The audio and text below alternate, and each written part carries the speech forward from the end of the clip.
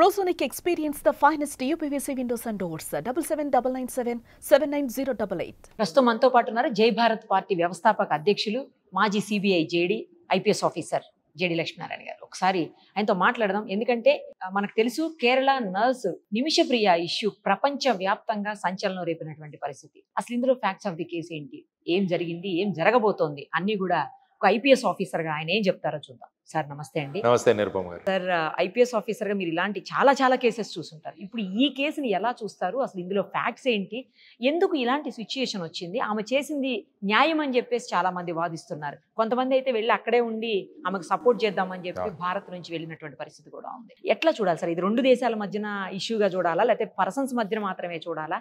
అసలు ఆమె కేసుకు సంబంధించిన అన్ని వివరాలు కూడా ప్లీజ్ సార్ చెప్పండి. భారతదేశం నుంచి చాలా మంది ఉపాధి కోసం ఇతర దేశాలకు వెళ్తుంటారు. అమెరికా కావచ్చు, లేకుంటే ఇతర యూరోప్ దేశాలు కావచ్చు. దానితో చూస్తే మనకు మిడిల్ ఈస్ట్ లో చాలా మంది ఎక్కువ ఉన్నారు. గల్ఫ్ లో సౌదీ గానీ, కువైట్ గానీ ఇటువంటి దేశాల్లో చాలా మంది వెళుతుంటారు ఉపాధి కోసం. అక్కడ నిమిషప్రియ అనే అమ్మాయి కూడా నర్సింగ్ చేసింది, నర్సింగ్ కోర్స్ చేసింది, నర్స్ ఆవిడ. 2008వ సంవత్సరంలో ఉపాధి కోసం యమన్ దేశానికి వెళ్తుంది. యమన్ లోకి వెళ్ళి ఆవిడ నర్సింగ్ ఇదంతా మొదలు పెడుతుంది. కొన్ని సంవత్సరాల తర్వాత ఆవిడకి ఏమనిపిస్తుందంటే మనమే ఒక క్లినిక్ పెడితే బాగుంటుంది కదా అన్న ఆలోచన వస్తున్నాం. కానీ యమన్ దేశంలో ఎలాంటి నియమాలు ఉన్నాయంటే బయట నుంచి వచ్చిన వాళ్ళు ఏదైనా బిజినెస్ ఎస్టాబ్లిష్మెంట్ వాళ్ళు చేసుకోలేరు. ఓకే.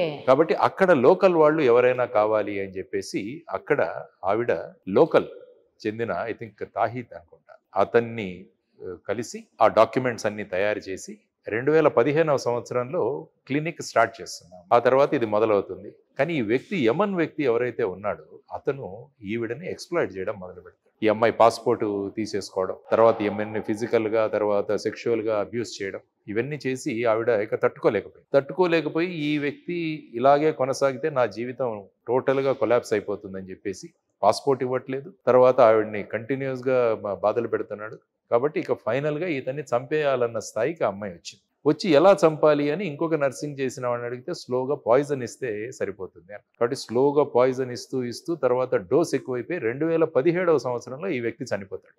చనిపోయిన తర్వాత ఈ వ్యక్తిని చిన్న చిన్న ముక్కలుగా చేసి ఒక వాటర్ ట్యాంకులో డంప్ చేసేస్తారు. ఆ తర్వాత ఈ కేసు ఇన్వెస్టిగేషన్ అవుతుంది. తర్వాత ఈ అమ్మాయిని అరెస్ట్ చేయడం, తర్వాత 2020వ సంవత్సరంలో ఈ అమ్మాయికి మరణశిక్ష విధించడం జరిగింది. డెత్ పెనాల్టీ అండ్ 3 counts, అంటే 3 సార్లు మరణశిక్ష అంట. అంటే ఒక్కొక్క కౌంట్ అంటే పాయిజనింగ్ చేయడం, కట్ చేయడం, తర్వాత ఎవిడెన్స్ నష్టం, ఈ 3 కౌంట్ల మీద 3 సార్లు మరణశిక్ష అని చెప్పి అక్కడ 3 counts అంటారు మామూలుగా.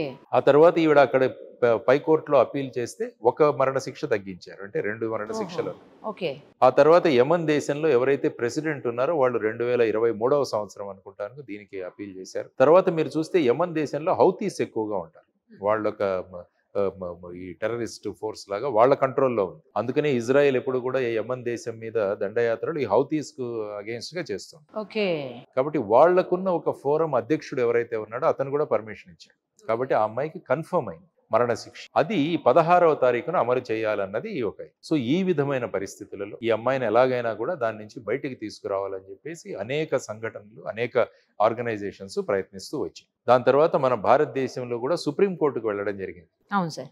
వెళ్ళి దీన్ని ఎలాగైనా ఆపండి అంటే సుప్రీంకోర్టు ఇది మేము న్యాయం, ఎందుకంటే అది వేరే దేశంలో జరిగినది, మేమేం చేయలేము, అయినా కూడా భారతదేశం ఏదైతే చర్యలు తీసుకుంటుందో దానికి చర్యలు బాగానే జరుగుతున్నాయి కాబట్టి మీరు చర్యలు తీసుకోండి అని డైరెక్షన్స్ ఇవ్వడం జరిగింది. అక్కడ ఎలా ఉంటుందంటే షరియత్ లా అని ఉంటుంది. అక్కడ ఏంటంటే అక్కడ విధానం, అక్కడ ఉన్న న్యాయ వ్యవస్థ అది దేని మీద ఆధారపడి ఉంటుందంటే ఖురాను, హదీత్ అని 2 విషయాలు. ఖురాన్ అంటే మనం చదువుకునే ఖురాను, ఆ తర్వాత హదీత్ అని ప్రాఫెట్ మహమ్మద్ ఏదైతే ఆయన చెప్పారో, ఆయన యాక్టివిటీస్ ఏవైనారో వాటన్నిటినీ హదీత్ అంట. సో ఖురాను, హదీత్ కలిపి ఆ దేశాలలో సుమారుగా 50 దేశాల్లో పీనల్ లా ఏర్పాటు చేయడం జరిగింది.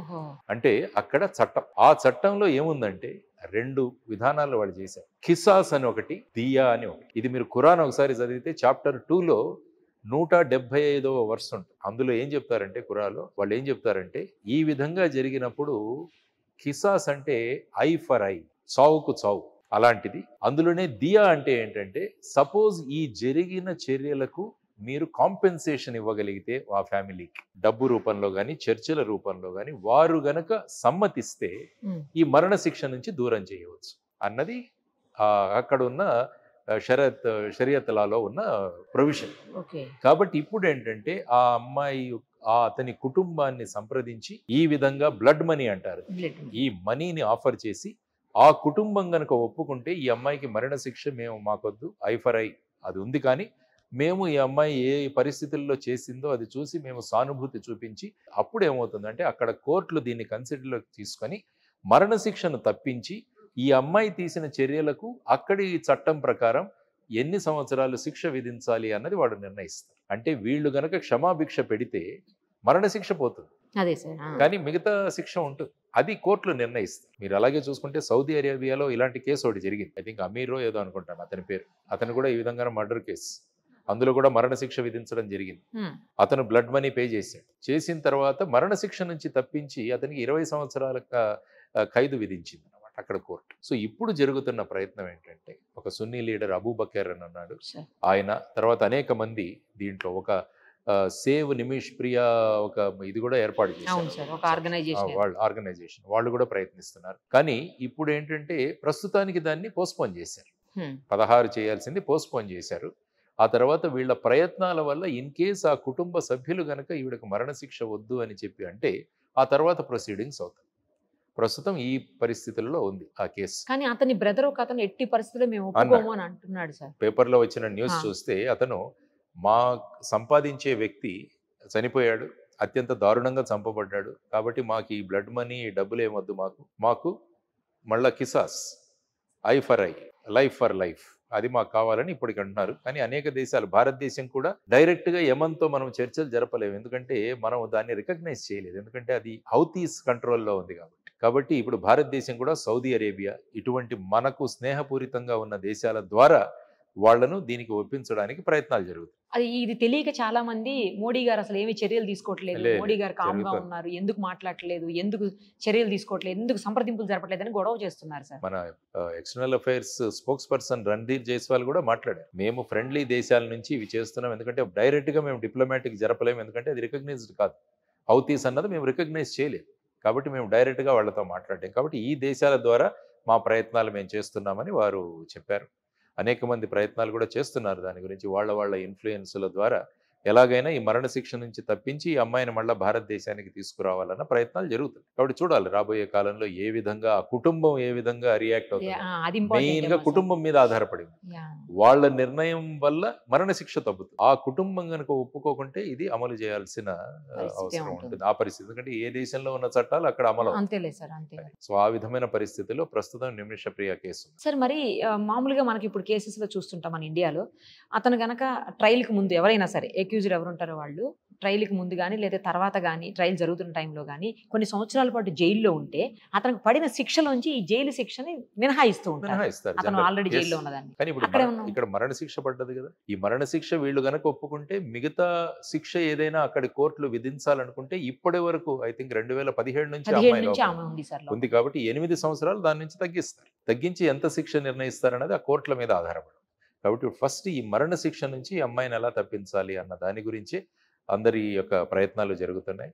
లెట్ us హోప్ ఆ శిక్ష నుంచి ఆ అమ్మాయి బయటపడుతుంది, ఎందుకంటే ఆ అమ్మాయి ఎటువంటి దుర్భరమైన పరిస్థితుల్లో ఈ విధంగా నిర్ణయం తీసుకోవాల్సి వచ్చిందన్నది కూడా మనం ఆలోచించాలి కదా సార్. ఎందుకంటే ఆ అమ్మాయి పాస్పోర్ట్ లేదు, ఆ అమ్మాయిని ఎక్స్‌ప్లాయిట్ చేస్తున్నారు, దేశం కాని దేశం. ఇటువంటి పరిస్థితుల్లో ఇంకేమవుతుంది, అతన్ని చంపడం తప్ప ఇంకొక వేరొక మార్గం లేదు అన్న స్థితికి ఆ అమ్మాయి వచ్చింది, అంతే కదా సార్. సో అది మనం ఆలోచించాల్సిన అంశం. కానీ ఏ దేశాల్లో ఉన్న చట్టాలు వాళ్ళ నియమాలను బట్టి అక్కడ ప్రాసిక్యూషన్ ఆ ట్రయల్ జరుగుతుంది. సార్ ఇంకొకటి కూడా అంటారు కదా, ఏంటంటే వాళ్ళ ప్రాణం మీదకి వచ్చినట్లయితే వాళ్ళ మాన ప్రాణాలు కాపాడుకోవడానికి ఎదుటి వాళ్ళని ఏమన్నా చేసినా కూడా ఏమీ కాదు అని మన దేశం. Grave and sudden provocation. Suppose sudden గా నా ఇంటికి ఎవరైనా దొంగ గన్ పట్టుకొని వచ్చాడు, ఆ క్షణంలో చూసి నేను ఇంకా వాడిని చంపేస్తాను, వేరే ఆప్షన్ లేదు. కానీ ఇక్కడ ఏం జరిగిందంటే ఈ అమ్మాయి స్లోగా పాయిజనింగ్ ఇవ్వడం, అంటే ఇదంతా ప్లాన్డ్ గా స్లోగా జరిగింది అన్నది ఆ గ్రేవ్ అండ్ సడన్ ప్రొవకేషన్ అన్న దీంట్లో ఇది ఫిట్ అవ్వకపోవచ్చు. అక్కడ దాంట్లో గ్రేవ్ అండ్ సడన్ ప్రొవకేషన్ కి ఎగ్జంప్షన్ ఉందో లేదో తెలియదు, మన చట్టంలో అయితే ఉంది. గ్రేవ్ అండ్ సడన్ ప్రొవకేషన్ లో ఎగ్జంప్షన్ ఉంది మనకి. అంటే కంట్రీకి మారిపోతాయి కాబట్టి ఆ చట్టాలు ఏ దేశంలో ఇప్పుడు ఎవరైనా వేరే దేశస్తులు ఇక్కడ వచ్చి, ఫర్ ఎగ్జాంపుల్ మోనికా బేడి, అబూ సలేం ఇక్కడ పాస్పోర్ట్ ను ఫోర్స్ చేసి వాళ్ళు వెళ్ళి లిస్బన్ లో ఉన్నారు, కాబట్టి ఇక్కడి చట్టాలను వాళ్ళు ఉల్లంఘించారు, కాబట్టి ఇక్కడి చట్టాలు ఇక్కడి న్యాయ ప్రక్రియ ద్వారా వాళ్ళకి శిక్ష పడింది. ఓకే. ఏ దేశంలో ఆ క్రైమ్ జరుగుతుందో ఆ దేశంలో ఉన్న చట్టాలను బట్టి అక్కడ ట్రయల్ జరుగుతుంది. ఇంకొకటి కూడా సార్, జనరల్ గా ఒకదానికి ఒకటే మరణ శిక్ష ఉంటుంది కానీ 3 రకాల మరణ శిక్షలు ఎందుకు అంటే ఈమెకి? ఏముంటుందంటే ఆన్ మెనీ కౌంట్స్ అంటారు. అంటే ఒక్కొక్క దానికి ఆ ఒక్కొక్క పీనల్ కోడ్ లో ఒక్కొక్క రకంగా ఉంటుంది. ఓకే. అంటే విషమిచ్చి చంపడం అదొక, తర్వాత బాడీని కట్ చేయడం అదొక ఈవెంట్, తర్వాత దాన్ని దాచిపెట్టడం, ఈ 3.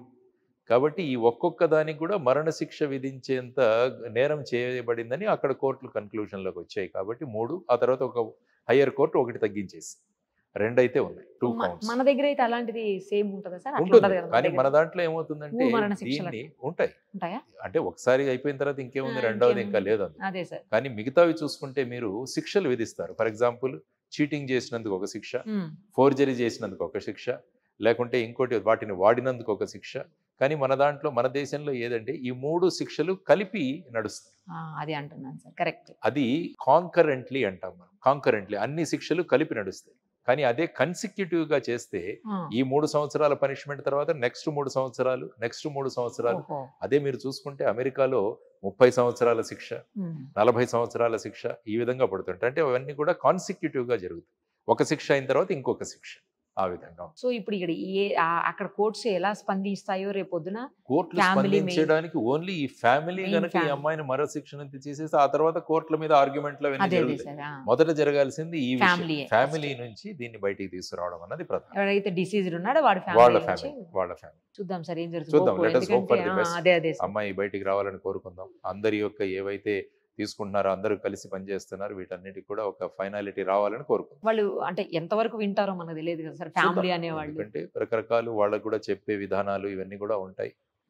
స్లోగా ఎవరు వెళ్ళి చెబుతున్నారు ఇవన్నీ కూడా చూసుకొని ఫైనల్ గా ఎవరు వెళ్ళి చెబుతున్నారు అనేది కూడా ఇంపార్టెంట్. ఒక్కోసారి ఆ పాప భీతి ఉన్నప్పుడు కూడా సరే జరిగిపోతే అయితే జరిగిపోతుంది, ఈయన ఈ విధంగా అమ్మాయిని బాధ పెట్టాడు కాబట్టి ఈ అమ్మాయిని ఎందుకు మనం పోగొట్టుకోవడం అన్న ఆ విధంగా వాళ్ళని కనుక మనం బ్రెయిన్ వాష్ చేయగలిగితే ఒక్కోసారి రావచ్చు ఆ విధంగా బయటికి.